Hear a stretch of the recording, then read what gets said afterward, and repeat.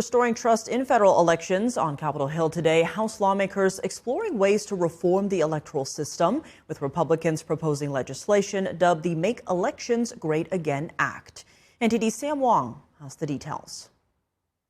History explains why election integrity safeguards exist. They're not adopted by accident, and they're not racist. The Committee on House Administration holding a hearing today focusing on restoring integrity in federal elections. At the center of the hearing, Republicans are pushing for a reform bill called the Make Elections Great Again Act. It's a measure they say would improve voter confidence and make voting more secure. Elections should end on Election Day. You need a photo ID to cast a ballot. You need to be a citizen to vote.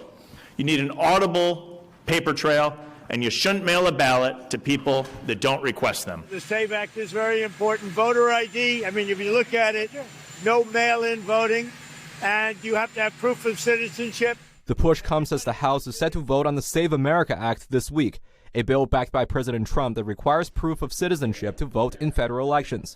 Democrats argue the measure would impose hurdles on millions of voters across the country. That's despite surveys that indicate most Americans support mandating photo ID at the ballot box. This is about control.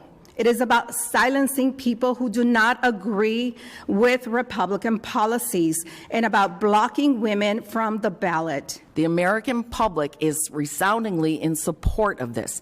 83% support only U.S. citizens voting and using an ID for elections. Suggesting this will harm certain demographics is both disingenuous and insulting.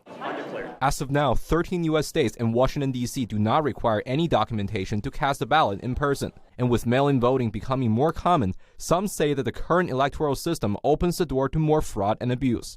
Not long ago, the Supreme Court found that 24 million registrations, about 1 in 8 in the United States, are invalid or inaccurate. And 2.75 million people were registered in multiple states. The Make Elections Great Again Act was introduced by House Administration Committee Chairman Brian Stile. In line with President Trump's policies, Stile says the goal is to create uniform national standards that makes it difficult to cheat in elections. Sam Wong, NTD News, Washington, D.C.